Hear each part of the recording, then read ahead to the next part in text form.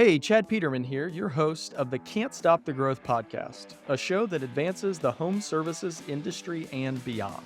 In this exclusive series, I've joined forces with Camp Digital to bring you powerful learnings that advance you and your business in the realm of all things marketing. Together, we bring content that empowers you to build a positive, healthy workplace for you, your people, and your bottom line. So let me officially pass the mic to Camp Digital for today's episode, chock full of insights that you can take and apply to your growth. Now listen and grow. Welcome to Around the Campfire. I'm Katie Donovan, CEO of Camp Digital, and I'm excited to share conversations with real home service business owners and executives. Some of my favorite people who I think are the industry's top leaders, innovators, and trailblazers. Each episode, we dive into stories behind successful home services businesses, the wins, the challenges, and everything in between. Our goal, to share real stories from real people. So grab a seat around the campfire and let's get started. I am so lucky to be joined today with Andrew and Maggie from Platinum Plumbing. They're an amazing business. I was just asking them before we got started here what their goal was for this year. They said 2.5 million, maybe 3 million. So that gives you a sense of the business that these guys have built. It's amazing. And I'm really, really excited and honored and thrilled to have you guys join us today. So thank you guys very, very much. Thank you. Thanks for having us. Super excited to be here. Oh, I love it. I think a lot of people get into this space. And one question I always love to ask, I'm going to start with this one with you guys. And it's probably different for both of you, to be honest. For anyone who doesn't know, you guys are a married couple. So, oh my gosh, the extra drama you guys have added. So I feel like, Maggie, you kind of fell into the space. You had a pretty successful sales career prior to this and then joined Platinum Plumbing to start helping out as you were growing. So Andrew, why did you get in the space? What was your motivation? Why the home services? Obviously was not the greatest of students throughout school, always kind of a dreamer and pie in the sky a little bit. So was not real focused on advancing to a college or anything like that. When I got out of high school, the first job that I got was putting in irrigation systems. Wintertime rolled around and they said, "Hey, would you like to be a plumber or would you like to be laid off?" So, well, I think I would like to keep working. So ever since then, it's kind of stuck with me. I love fixing things with my hands. As the business grows, you don't quite fix as many things with your hands and it becomes a little more mental, but that's kind of always been right up my alley the whole time as well. I love that. Maggie, when did the business decide that the best fit was for you to be in the business? We always kind of had a 5-year plan that we were shooting for Platinum to be ready for me to move into it. So Platinum was always kind of the end goal for us. But I started working at a startup logistics company after I had done 5 years with the Fortune 250 company. And the career kind of just took off and it was requiring a lot of travel. We had already had 2 kids at the time. One was special needs. And then we got pregnant with our third. And it was a lot. I feel like, we're growing our family. Platinum was growing tremendously. Andrew had done an incredible job within the first few years, growing it from himself to 7 employees. And when I went back after maternity leave after our third kid, I wasn't going to say it, but he was like, "Hey, what about you joining Platinum, sooner rather than later?" And I was so thankful at the time because I didn't want to travel anymore. I wanted to be more home and close. And what he had going on was super exciting. So I definitely wanted to be a part of that. I want to ask about this a little bit because I think, so many people that we work with in the trades, it is a family business. Mine's family business. My sister works with me. My dad works with me. My next door neighbor's kid works with us. It's a family business in the trades.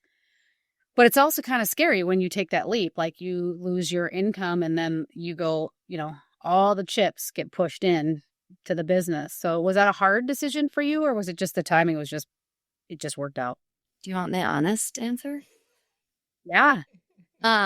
When Platinum was started, Andrew had Andrew's a good saver. So he had a lot of savings and that he had used to start the business. And then of course had great relations with his bank.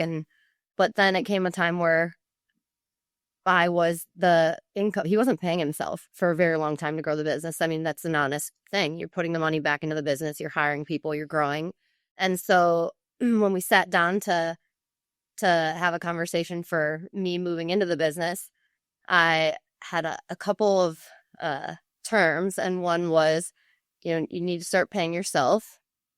That was the big one. We combined finances at that point and figured out what we were going to pay ourselves. And then I also threw in there that I would have 1 day a week off in the summer with the kids because I had a lot of mom guilt from traveling. So, and I still take 1 day a week off in the summer. It's going on year 3. So I love that you shared that because I mean, we've been to events together. There is so much of the husband and wife in the space. And what I just took away from one is you got to have the financial means to do it. But 2, you got to treat it like a real business. You got to pay yourself, which is hard. I've skipped paychecks to help build the company. I get that too. But then also 3, like you have to have your own boundaries. It can quickly eat you up otherwise, for sure. What do you think one of the biggest challenges was for you, Andrew, in those early days when you decided to start Platinum? The biggest challenge is wearing all the hats. How am I going to make the phone ring? When the phone rings, who's going to answer it? And it doesn't matter where you're at, what you're doing, you got to pick up the phone. Because regardless of what you've got going on right now, tomorrow's not promised for the work that you have lined up. You just got to make sure that you constantly have that flow of things coming in.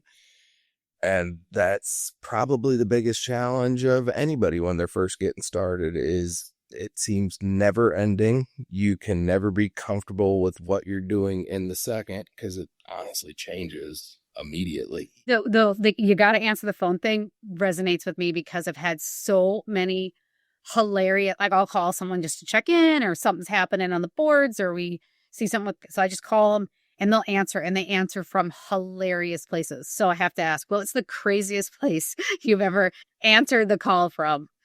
Oh, man. I don't know that I really have any crazy. Oh, come on. The toilet. The toilet. Well, yeah, exactly. I had one guy, this one's not crazy, but I was talking to him and he was in Arizona in the summer in the crawl space above a house. And it was probably like I'm like, he's kind of breathing. And I'm like, I can call you back. What are you doing? He's like, I'm in a crawl space.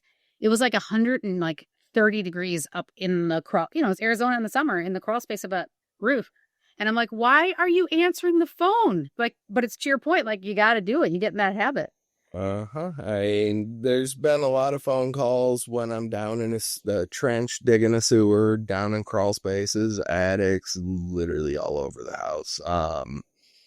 Those are honestly the easy ones, though. It's when your kids are at cheerleading practice or the football game or any of that stuff. Those are the ones that those hit you a little bit. Because it's hard to recalibrate and get checked back into what it is that you were actually trying to do. I will never forget. I was at my kids' kindergarten. I was picking my kids up and I was on the phone call with a client. And the director came out and told me I should be more present for my kids. And I almost went bananas on her because I'm like, this is the struggle. This is I try to be incredibly present for my kids. I do the best I can, but don't shame me for taking a call while I'm picking my kids up. I got here, I'm picking my kids up. yeah, they're getting picked up. Yeah. I didn't send an Uber for God's sakes. So I'm going to shift gears on you guys a little bit. You guys have built a very successful business in a really challenging, very unique market, not in a football city. I'll call it that way. What are some key performance indicators you guys look at daily, weekly, monthly to see whether or not the business is working? So obviously a large one or the few main ones, you've got conversion rate of your technicians, average ticket, you got your booking rate in the office, and those are all things that we check in on weekly amongst our leadership team during a regular EOS meeting that we carry on. The largest ones for me that really gives me the day-to-day of what's going on amongst our team, yard signs, stickers, reviews. Those are the favorite ones for me that I check very, very, very often. We verify it through a company group chat that we have. So every time that somebody puts out a sticker or a yard sign, they have to put it into our group chat. Naturally becomes a little bit of competition amongst the guys. And it gives you a good daily checkup on how things are going, because jobs are converting if you're putting out yard signs and stickers, if you're getting reviews. Customers are happy if they're letting you do those things. So those are the biggest ones for me, and I kind of feel like I probably ingrained that into Maggie's head at this point as well. I love that. Before I flip it to you, Maggie, to add, I love that because I think we get obsessed with vanity metrics, or we get obsessed with other things, and sometimes it's just focusing on those fundamentals. Sometimes it's about the basic. I love that. Maggie, any thoughts that you have? Because you've got a kind of different part of the business. Some secondary ones that I look at is campaign performance and cancellation rate, actually, because there could be a multitude of reasons for cancellation, but sometimes it's like, could we have saved that call, and how can we, move the board around a little bit better, or kind of understand if that call could have been saved or not, or is it time to hire another person? But I wanted to just piggyback off Andrew when he first said, like, I don't need to know all that. Like, I honestly look at yard sign stickers and reviews. And I mean, I was a math major in college, so I was like, what? Like, don't you want the numbers? And it is incredibly true that if your employees are putting out the yard sign and the stickers, they're taking the extra step. So they didn't miss a step when they were, in the home. And then the review for sure definitely is a real tell on whether or not they kind of did their process within the home. But then them putting it into the group chat really does help create that fun, competitive atmosphere for the guys. And we highlight that too at our monthly meetings. So yeah, it is for sure 100% true that focusing on some of those smaller things that are more of like a not necessarily business. I mean, you can say that they're driving some business or whatever, but definitely tell us whether our day was good or bad. I love that. Do you incentivize against that? Like when you do those, or is it just straight like competition for competition's sake? I would love if it was just competition. We definitely incentivize. Yes. We've got a little board in the shop. We put little stickers up under their heads. This is an interesting one to ask you guys because you are a married couple. How do you approach leadership in the company? What's your philosophy on that, your strategy around leadership? I wish that we could say that we actually have this fully hammered out. Maggie has her roles. We went through EOS. We have technician manuals. We have all of the training programs that are out there. It's hard to focus on work at work and home at home and just making sure that the communication stays together. But that's really the biggest part, is you have to communicate and make sure that you guys stay on the same plan going forward. I don't know if it tells you this, Andrew, but my husband used to own a bar and restaurant. And he and his brother was our general manager. And they wanted to go somewhere together. So, like when you guys are married, one of you is always on the business, right?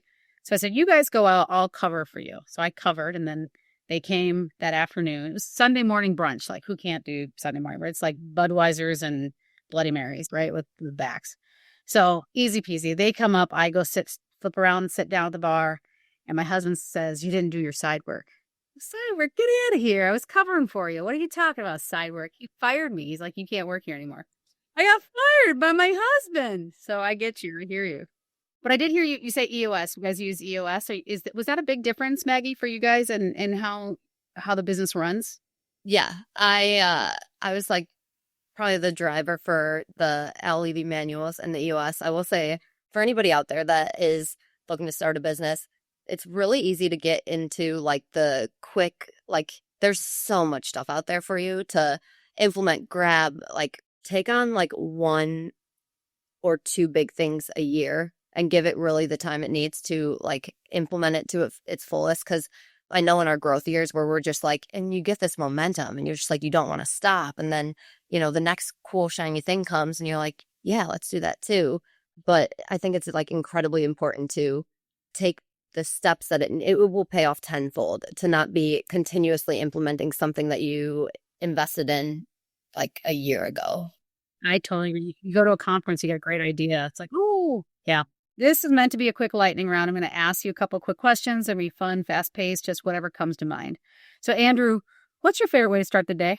Cooking breakfast for my kids. Work-wise, favorite way to start the day is every Wednesday we do technician training. Typically, that training is geared around customer experience. Occasionally, we'll do some like hands-on with manufacturers. Will come into our shop and explain their different equipment. Love that. Maggie, what's your favorite way to start the day? I wake up pretty darn happy, I feel like, most days, but my kids don't always. So, like, when my kids are all happy and getting themselves stressed and doing what they need to do, like, I'm like, this is going to be a great day. Victory. Andrew, what one tool or piece of technology you cannot live without in your business? Chirp. Oh, I love that.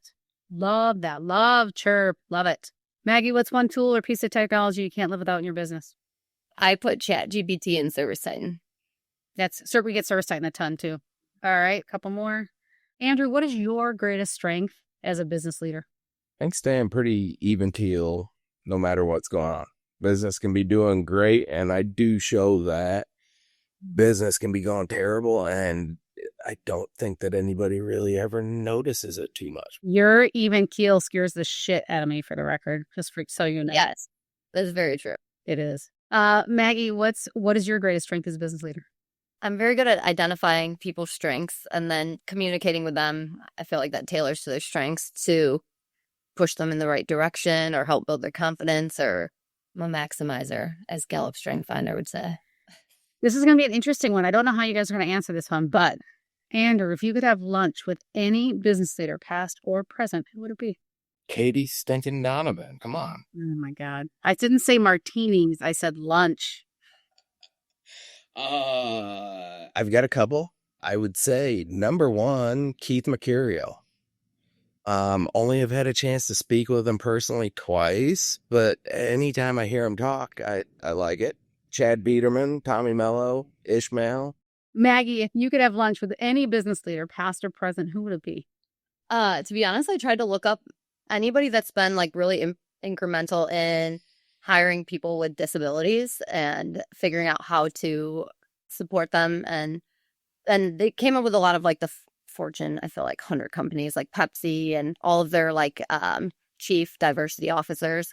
There wasn't one that like I felt like I kind of wanted somebody that was doing it more like local or small scale, maybe a smaller, medium-sized business. And I didn't quite find what I was looking for in a fast enough time. So if I had to say somebody else, I said Mel Robbins, because I think she's funny and also has a lot of like really great certain things stick with me that I've like listened to her say, which is like the law of 5-second rule and all of that. So separate conversation later on, you and I should talk. One of the most impactful people in my career was a DEI woman from Microsoft. And she shared with me what they do to try and attract people with disabilities, not try and serve the community, but to attract people with disabilities. When you and I had some time, I will tell you it was wild. And we actually took a couple of the lessons and we've implemented in our business. Sometimes it's simple, and it's not for every business, but sometimes simple as having dimmer lights can make a huge difference to people who are neurodivergent or who have different type of spectrum type of things. I think a lot of us bigger companies or like more forward-thinking companies are really figuring it out. Like you find somebody that has any type of like differing ability, and those people they just want the opportunity, and you give them the opportunity. They're loyal. They're capable of learning. You put them on it, like you give them the instructions. They will follow them. They want to achieve and succeed. They want to win just like everyone else. And they're some of the most loyal employees. You don't have to worry about the turnover rate of anybody like that. They are just appreciative. And so I would love to. Last few questions here real quick. What's your favorite way to unwind after a long day, Andrew? Kia's and Red Bull. A drink in good company, maybe playing like a game or doing something. Big euchre players. Doing something passing through puzzle. Illinois. Good luck. I got a new game. I'm a big euchre player too. I will send it to you guys. We love euchre. Nobody like knows how to play. We love it. I love it. I'm in. I'm bringing it to the next event where we sit around and we'll have a Tito's, Red Bull, and euchre night at the next event. Last question for you guys, and you can both kind of shout this one out. What is one word you would use to describe your business journey so far? Lots of fun. Fun. That's a good one. I like that. How about you, Maggie? Roller coaster. Buckle up. Sometimes you're upside down, but you just got to know you're going to That is the truth. I love it. Well, you guys, I really honestly appreciate it. I appreciate you guys very much. I love hearing about your journey because I think it's more relevant to many, many people than a lot of others. You guys have really killed it. You built one hell of a business and you brought a lot of people with you. So thank you guys very, very much for your time. And I really appreciate it. And thank you guys. Thank you so much, Katie. We love you. Thanks for tuning in. If you'd like to connect with me personally, you can find me at chadmpeterman.com. To see what our team's up to, you can visit petermanbros.com. Don't forget to check out the YouTube channel and consider joining the CSTG arena. As always, keep growing out there.